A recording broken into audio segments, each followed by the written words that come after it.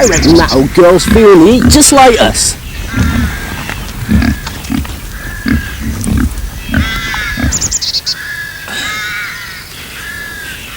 Did you hear? There's to be a man today. Another? Must be one of they madmen going round preaching that stupid new religion. Yes, but this one's different. They say he's a respected citizen, a noble citizen, a man of some importance. Oh, told you that. They must take you for the fool you are. Get on, move on, we haven't got all day. That'll do, you can go. I would never have believed it of Albinus. No, you'd hardly believe that a man of his standing would be taken in by some crank. What happened exactly? Well, so far as I can make out, he took this fellow, who is on the run, into his house. What, one of these so-called Christians? Apparently, yes. And what's even stranger,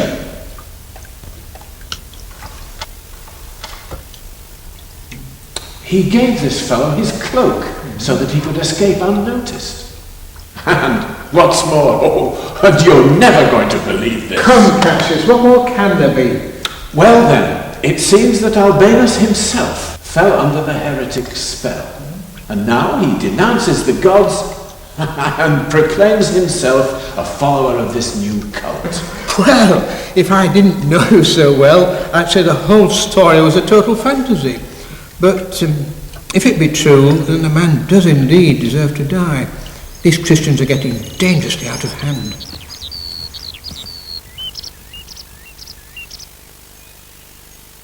Right, this is as good a place as any.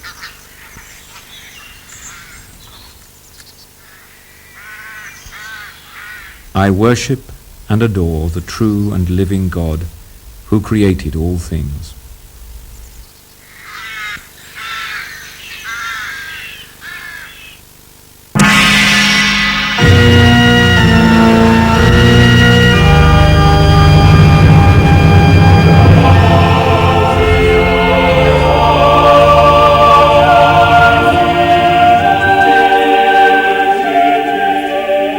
The martyrdom of Albanus, a citizen of the Romano-British town of Verulamium in the 3rd century, inspired the building of a great abbey near the site of his execution. This was the beginning of the beautiful city which bears his name.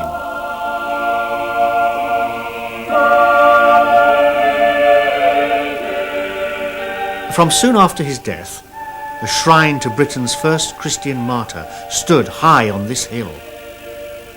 Since that time, countless pilgrims have flocked to this spot where miracles of healing have been said to take place. The present parish church, which is now a cathedral as well as an abbey, was founded in the 8th century by a powerful Saxon king of Mercia, King Offa, who established a Benedictine monastery here. This monastery was later to become one of the most important in the land. Some of the remains of that first early church can still be found, but it is to the Normans that we owe much of the magnificent building that we see today. In 1077, just 11 years after the conquest, they set about rebuilding the Saxon church, adding a sturdy tower composed of bricks taken from the nearby ruins of Verulamium. They also used the handy Roman bricks to build the nave. These they carefully plastered over and painted to resemble stonework. In the 13th century, the then abbot, John de Sella, and his successor William of Trumpington, extended the nave at the west end, building it in the more functional architectural style of pointed arches, instead of the earlier rounded ones.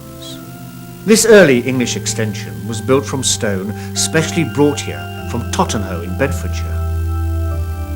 And later, this same stone was used to rebuild the south side of the nave after it had collapsed during Mass in 1323, killing 2 unfortunate monks and a boy. But by this time, the fashion had changed yet again, and here we can see a good example of the decorated style in its simple form. Between the arches are 4 interesting carved heads.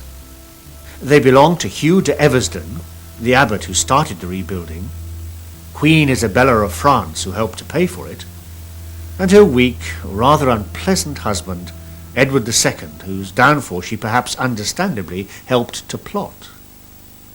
The 4th carving is of Henry Y, the amiable-looking master mason who was in charge of the work.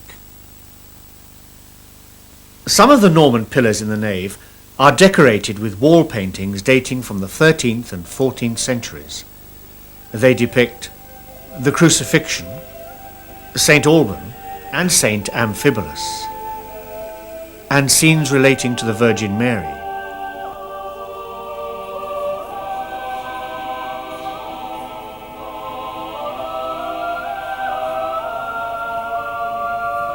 Once the whole church would have been covered with colourful decoration, mainly washed over in the 17th century.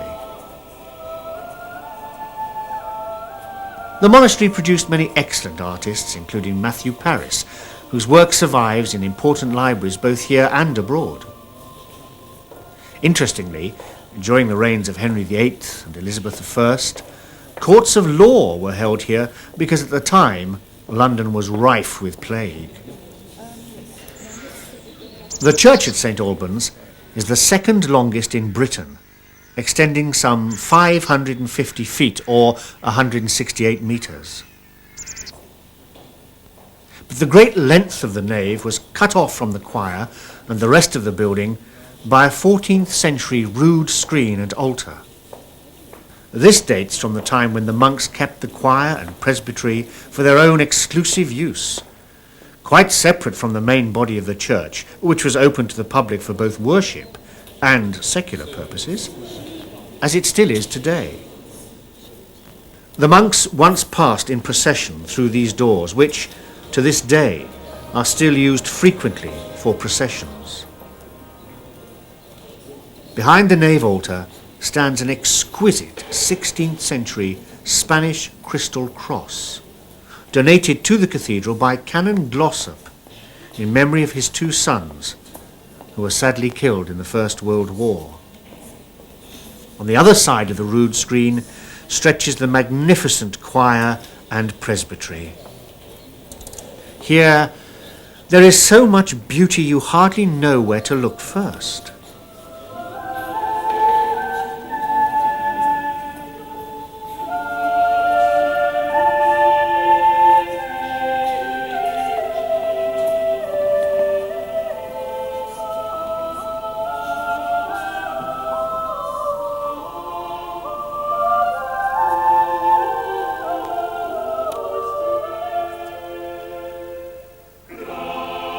The high altar screen dates from 1484, and its purpose was to separate the noisy pilgrims visiting the saint's shrine from the monks at prayer in the choir.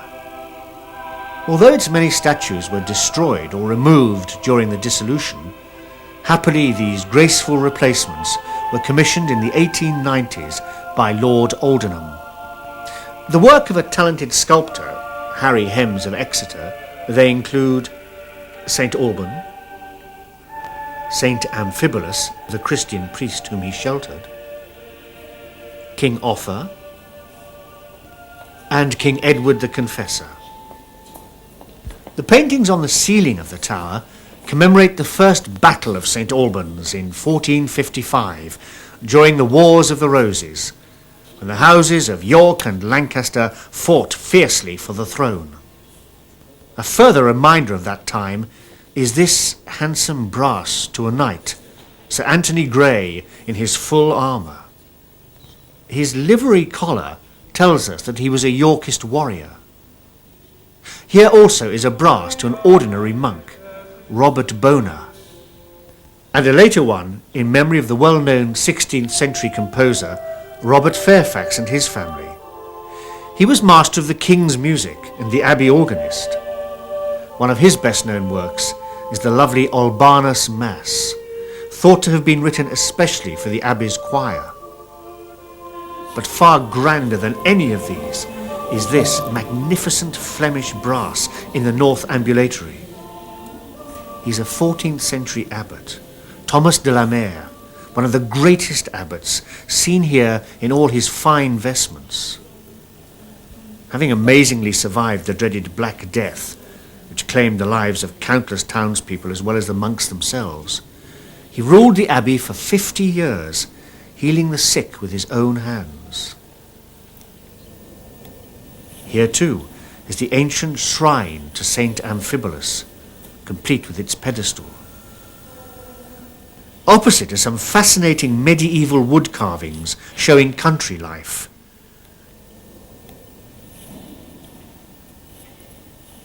There's a cat carrying its kitten, and a sow suckling piglets. And so we come to the very heart of this great church, the place to which, down through the ages, so many pilgrims have travelled. The shrine of St Alban himself.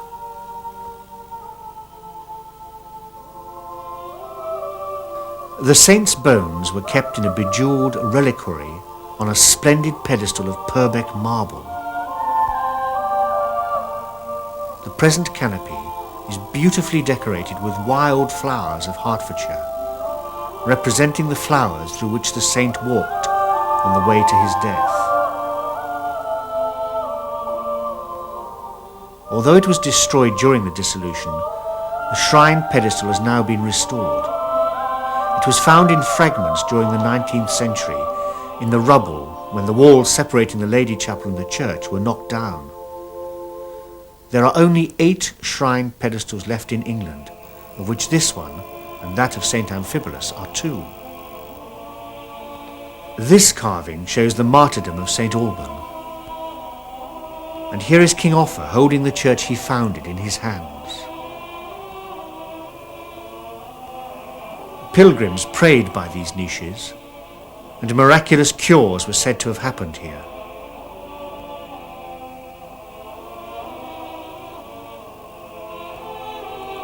Behind and above the shrine is a watching chamber.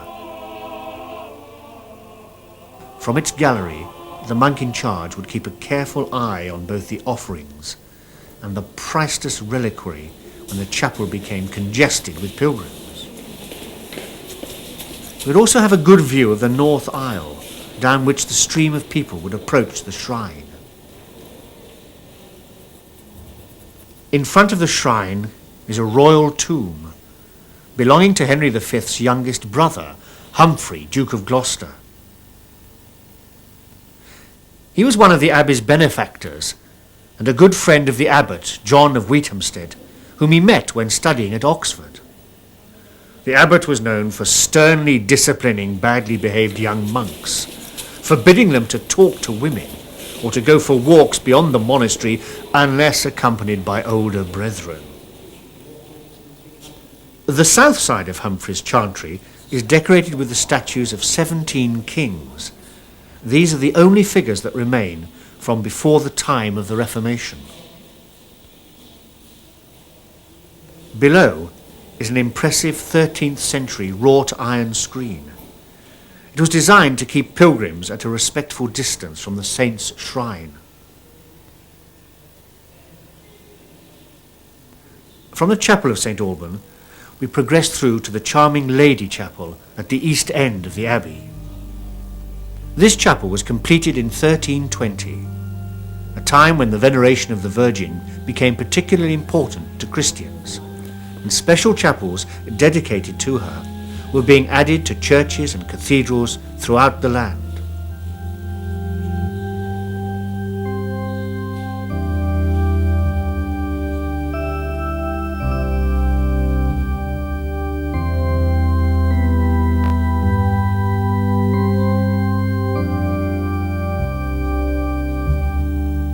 Beneath this floor lie buried many of the noblemen who fell in the first battle of St Albans, including the Lancastrian Duke of Somerset.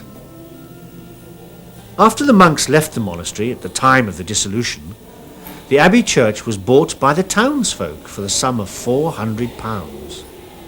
The Lady Chapel was then turned into a school and run for a time by the last abbot. To separate it from the main body of what then became the parish church, a public passageway was driven right through the building, and so it stayed until 1871, when the school moved to the Great Gateway. And the Lady Chapel was restored to its true purpose.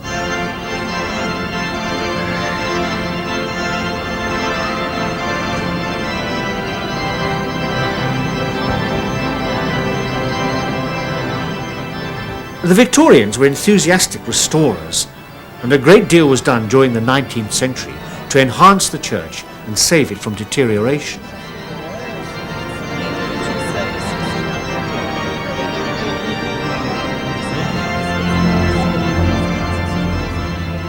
The tower was strengthened under the direction of Sir Gilbert Scott, and later Lord Grimthorpe, who designed the clock mechanism for Big Ben, embarked on a huge restoration project involving, among other things, an alteration in the pitch of the nave roof, which changed the whole appearance of the building. This caused a lot of controversy, and many people still regret the irreversible change that Grimthorpe made to the medieval west front. But a great church like this one, with 1,000 years of history behind it, is constantly evolving to reflect different styles of art and architecture through the ages. And so it continues to do so today. Our present times are well represented by the new chapter house, opened in 1982 to replace the original one, which was destroyed in 1550. Like its predecessor, it provides a place for administration, but also space for the library, counselling rooms, a refectory with refreshments for visitors, and an information centre with a shop. Today the cathedral receives some 280,000 visitors each year, including many school parties. But of course, this is primarily a place of Christian worship. It is Easter Sunday, and the mighty nave is filled with people.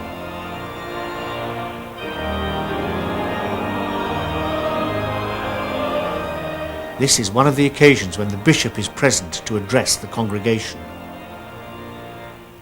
Because the cathedral is also the parish church, a very unusual combination, the dean is also the rector.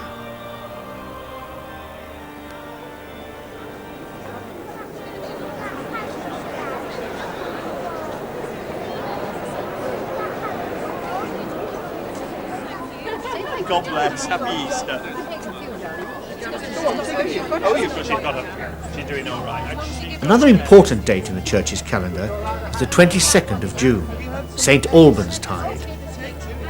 On the nearest Sunday to this date, children and others gather here to honour the saint and bring offerings of roses, his symbol, to the shrine.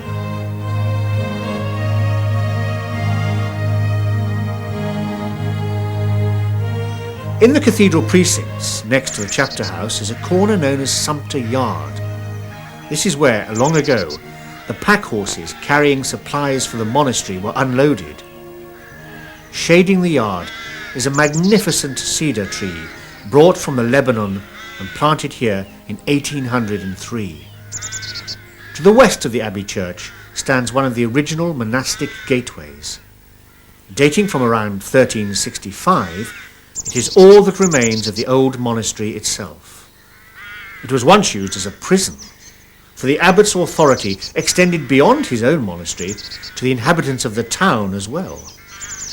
It was here that offenders found themselves, including some of the rioters involved in the Peasants' Revolt of 1381. It stayed as a prison until the 19th century, when St Albans School, one of the oldest in the country, was moved from the Lady Chapel to here, where it still forms part of the school buildings. Another lesser-known gate nestles among shops. This is the wax gate where pilgrims once bought their candles. The wider archway can still be seen if you look carefully. From the abbey, we can look out towards the place where St Albans had his home, the famous Roman city of Verulamium. But the Romans were not the first people to live on this spot. Originally, there was an Iron Age settlement here, which the Celts called Verlamio, meaning a place by a marsh. When the Romans invaded Britain in AD 43, they came to this valley and established a military fort. Evidence of this, such as this helmet, was found during excavations. However, the military base was soon to be replaced by an important town, the first Verulamium. It was built in a grid system, as the Romans were a methodical people, but the houses were constructed with timber frames, and in AD 60 fell easy prey to the fiery ravages of marauding British tribes under their warrior queen Boudicca. Nothing survived those avenging fires, and a layer of ash still lies beneath this site. Undeterred, the Romans built a new city in AD 79, twice the size of the previous one.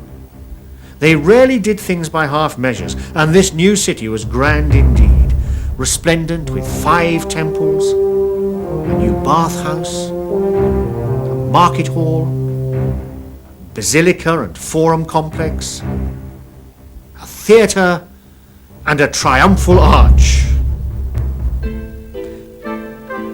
By AD 100, the city had become very prosperous and was populated with busy artisans making all kinds of objects and materials.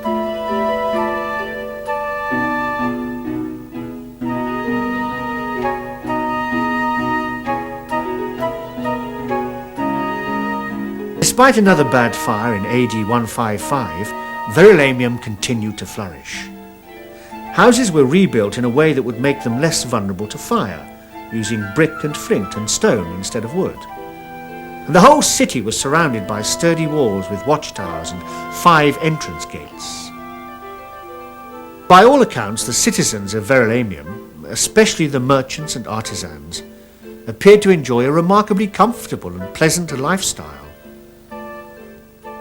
Some of their homes were quite luxurious, with underfloor central heating and beautiful mosaic decoration.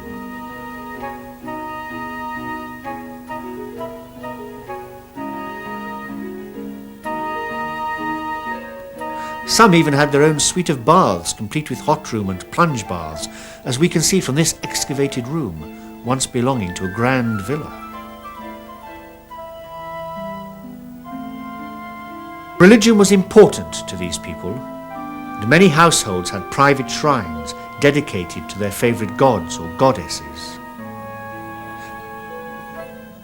These prosperous Romano-Britons enjoyed a healthy and varied diet, which often included luxuries such as wine and olive oil imported from the Mediterranean. Their food and drink were served in tableware made of the finest pottery and glass. And they took their appetizing meals while reclining on elegant upholstered furniture, the food laid out on low tables. The lavish 7-course banquets might be accompanied by music or other entertainments.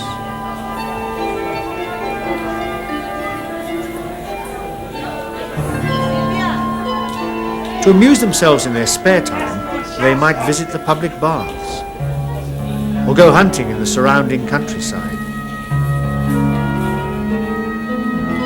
And then there was always the theatre, a favourite leisure pursuit.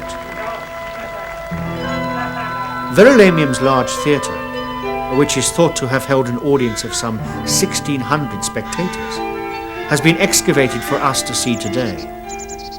It's the only Roman theatre in Britain which is completely exposed.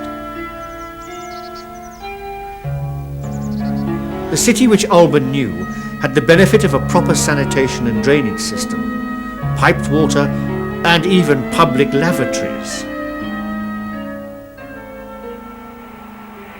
Roads and highways, some of which, like Watling Street, survive to this day, were straight and well built, and, by any standard, such living conditions were amazingly advanced for their time. But alas, when the Romans abandoned this island in AD 410, things started to deteriorate.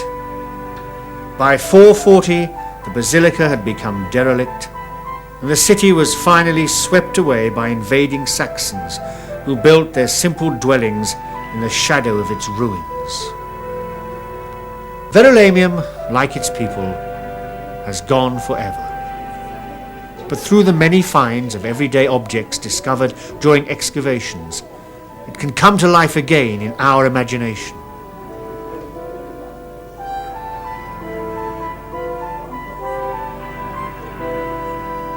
Among all these treasures and relics, perhaps the most poignant reminder that these were people just like us is this child's drawing scratched in a wall. It is of a bird with a worm in its beak, and near it the young artist has also scrawled the Latin word equus, meaning horse. Suddenly, here is something to which we can all relate. A childish hand has brought us a message down through some 1800 years of time. The children of present-day St Albans play above the place where much of the ancient Roman city still sleeps undisturbed.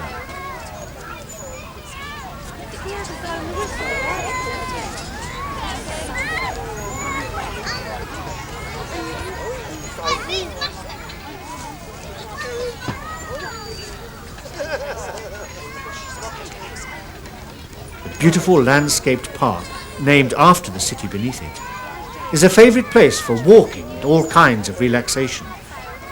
This is where people come to unwind and enjoy themselves with their families or friends.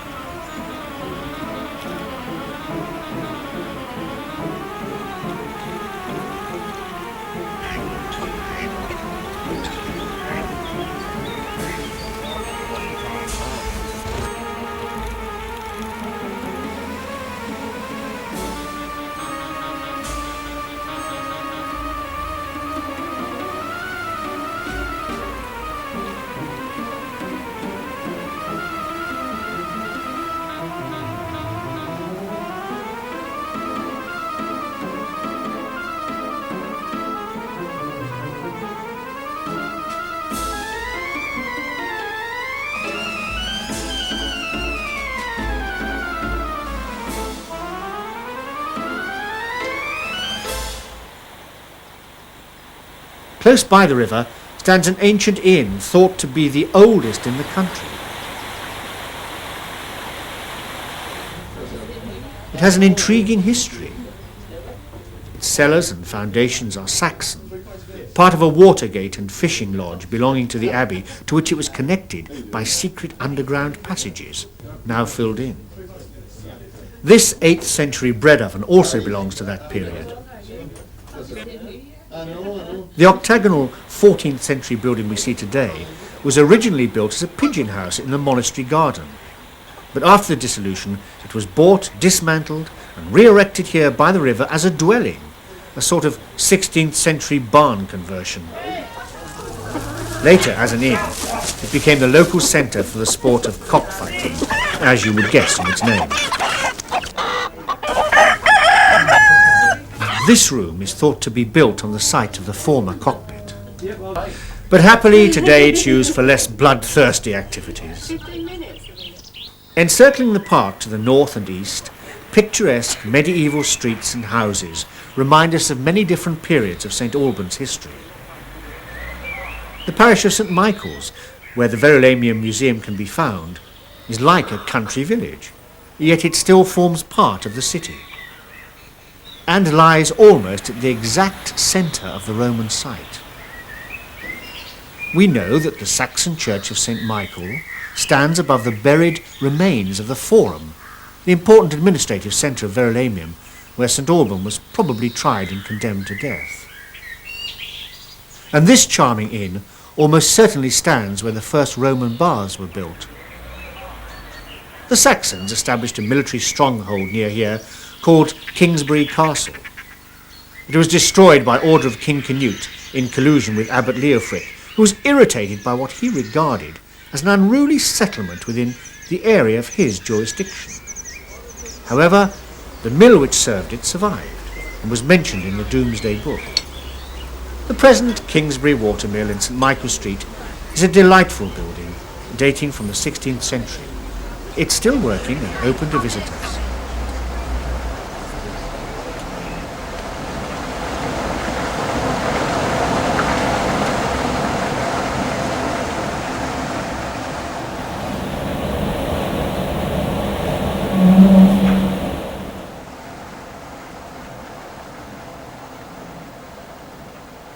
You can also sometimes visit nearby Gorhambury House, a splendid Georgian mansion and seat of the Earls of Verulam.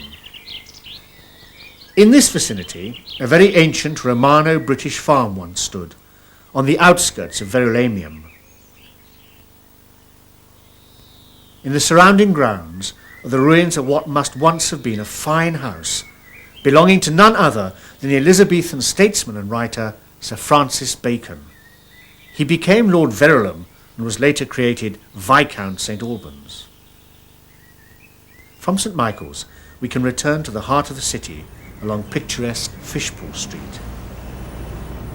The raised pavements show us that this street is among the oldest in St Albans and was on the original coaching route into the city, of which we shall hear more later. Its odd name derives from the fact that the road was built where once there was a large pool so abundant in fish that it provided a living for the men of Kingsbury. So King Canute and the abbot made sure it was drained at the same time as the castle was destroyed in 990. Fishpool Street is said to be haunted, like many other parts of the city. There are even conducted ghost tours of the creepier sites. And the landlord in the Wellington had got no doubts at all that the inn was haunted by a small boy called Charlie. Charlie was said to have been the landlord's son in the 18th century when coaches stopped at the inn. But when it comes to ghosts, the one in Fishpool Street could be described as friendly.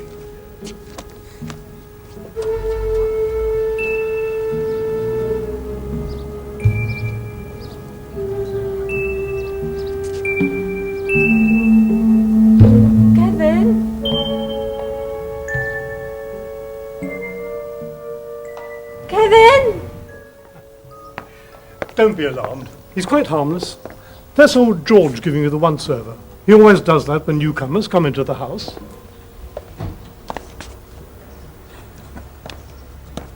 As you might expect in a place as ancient as St Albans, there have always been plenty of ghost stories around, especially ones about the abbey's former occupants. For example, on several occasions, the strains of the Albanus Mass have been heard in the dead of night, emanating from the empty church.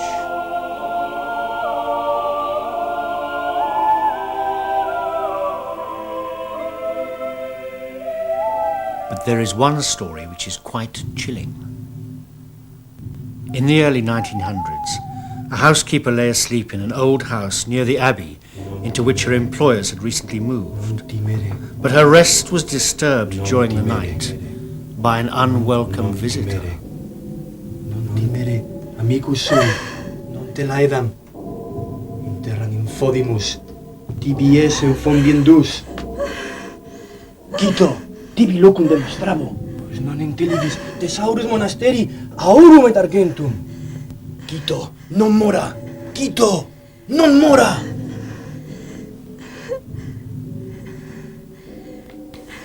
It is thought that the ghost might have been trying to explain where the abbey's treasure was hidden at the time of the dissolution.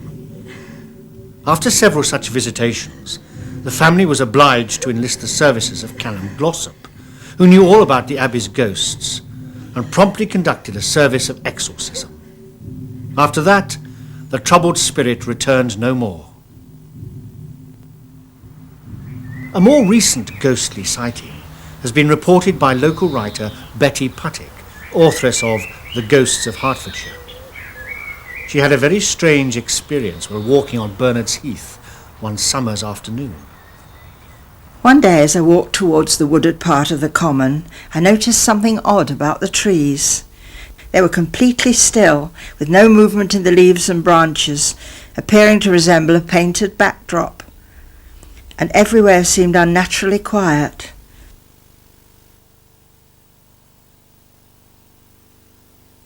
I walked on into the trees. Suddenly all hell broke loose. I could feel movement, violent movement all around me. I felt that horses were rearing up almost on top of me, and I could hear neighing, shouts and the clash of metal, so close that I threw my arms over my head to protect myself from I knew not what, as there was absolutely nothing to see. As I whirled round to get away, there in front of me, with his back to a tree, sat a man. He was wearing a leather cap and jerkin, boots and some sort of leggings, and he had a bow and arrows. He was holding his head in his hands, and I could tell he was wounded and in pain. As I looked at him, he began to fade, and I realized I could see the trunk of the tree through him, and seconds later he'd vanished. Somehow I found myself out of the trees, with the feel of the breeze on my face and the sound of birds and traffic on the Harpenden Road, just as usual. My dog came running towards me, and we walked home as I tried to come to terms with what had happened and find some rational explanation for it.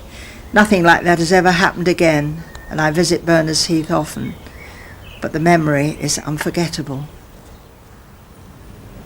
What Betty experienced must be related to the violent events which took place here in the 15th century. The clash of steel has, apparently, been heard by others in these streets, perhaps not surprisingly. This is where terrible battles raged during the famous Wars of the Roses, and where many of the dead were buried in St Peter's churchyard. In 1455, the Lancastrian King Henry VI, who was a weak man, was taken to St Albans by the Duke of Somerset and an army of men. They were marching north from London to confront their enemy, the Duke of York. From the clock tower, which was then already 45 years old, they saw the Yorkist force of 3,000 men approaching and sounded the alarm bell. After a failed attempt at negotiations, the Yorkists broke into the city by way of Sopwell Lane and what is now Victoria Street. And fierce fighting took place, starting in the area of Checker Street. The Duke of Somerset was killed on this spot where the Castle Inn once stood, and the King, who had no time even to put on his armour, was wounded and taken by the Duke of York to the monastery.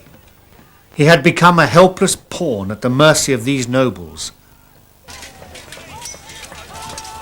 Another battle took place in St Albans in 1461, now between the Yorkist Earl of Warwick, who held the king, and the king's wife, Queen Margaret of Anjou, and her followers. This time the Lancastrians emerged victorious, thanks to the superior strength and strategy of the Queen. So, after heavy fighting in and around the city, including Bernard's Heath, where Betty Puttick saw her ghost, King Henry and his Queen were finally reunited, but only temporarily. The Red Roses may have won this battle, but only a few weeks later they were overpowered by the Whites, and the Earl of March declared himself King Edward IV, eventually executing his rival Henry VI.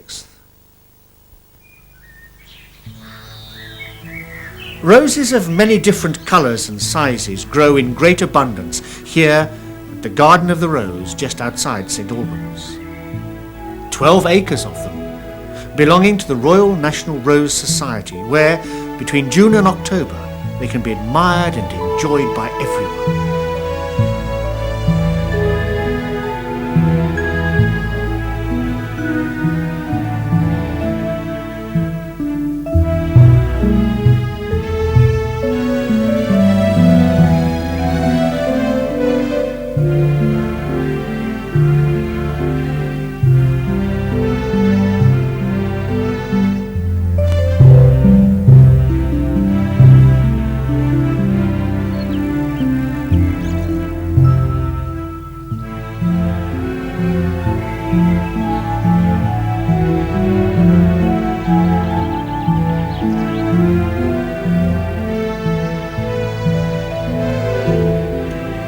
Here, in these lovely and fragrant surroundings, the members of a well-known local theatre company, the Company of 10, are preparing to perform a Shakespearean play.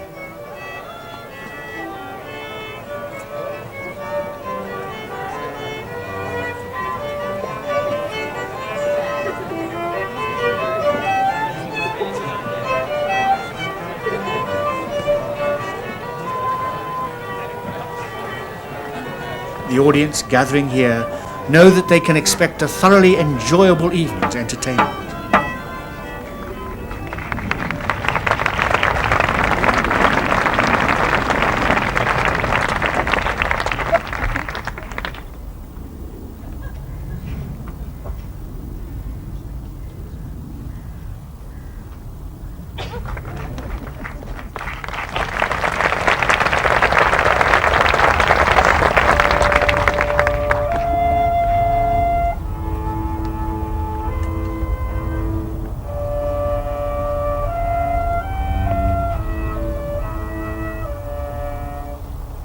If music be the food of love, play on.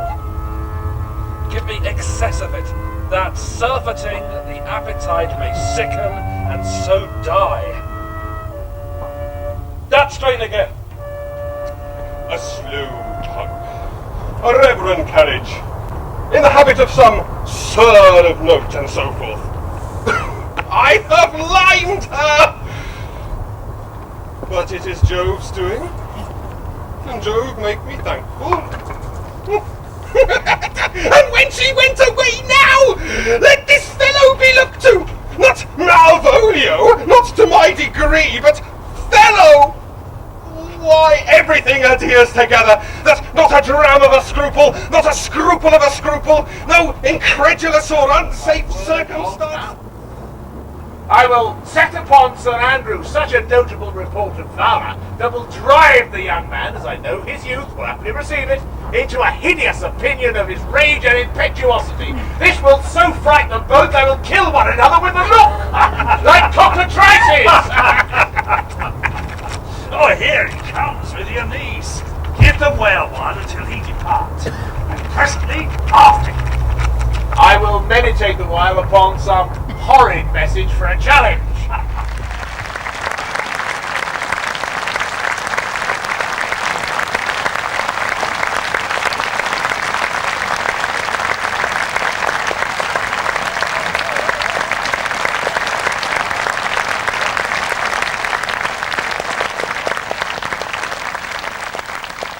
St Albans is well provided with theatres and other places of entertainment, all part of its role in today's world.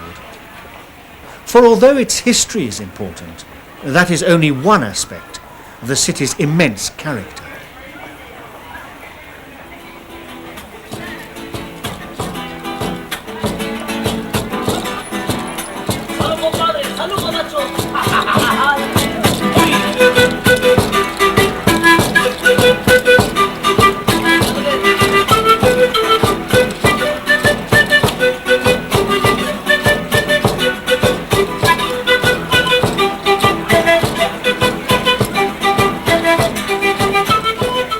This is a place which is both fast-moving and fast-growing.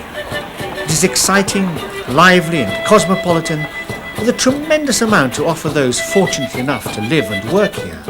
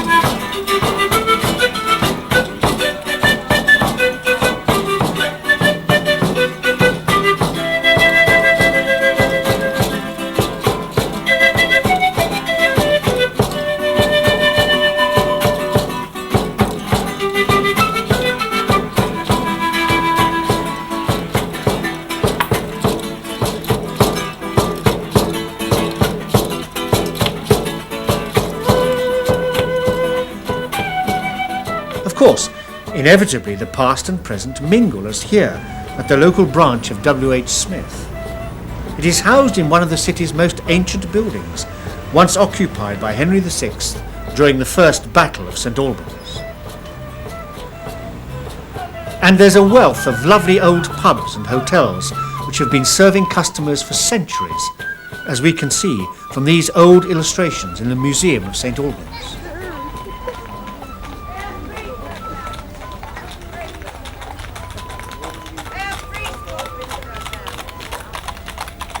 Being a stop on the important coaching route between London and Chester, it's no wonder there are so many places for rest and refreshment.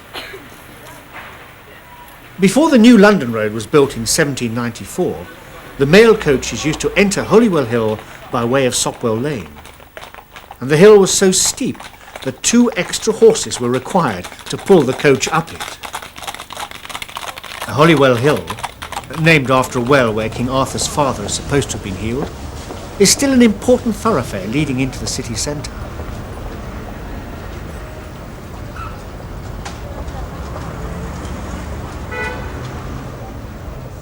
The market was granted a charter in 1553, but dates from even earlier. It still attracts huge crowds, not only of local people, but also non-residents who flock here from far and wide to buy or browse among the numerous stalls. It transforms the heart of this city every Wednesday and Saturday into a bustling, colourful mass of stallholders, shoppers and entertainers.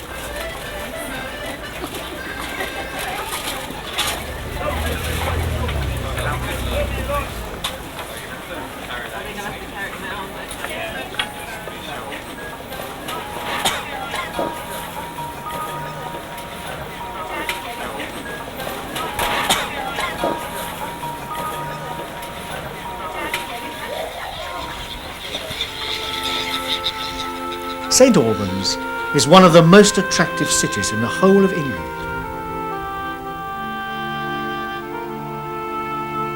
It lies in an ideal setting amid the lovely Hertfordshire countryside.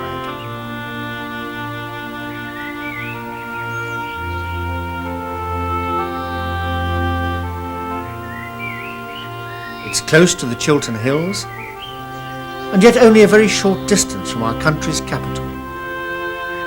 What we have seen can only be a sketch of this fascinating and historic city. There is so much more awaiting anyone who chooses to explore it properly.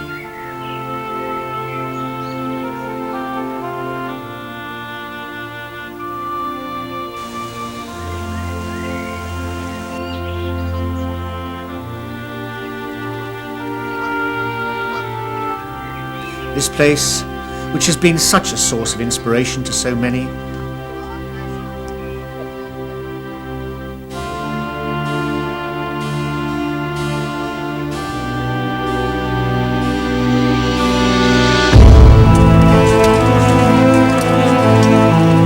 a city for which men and women have fought and died since earliest times.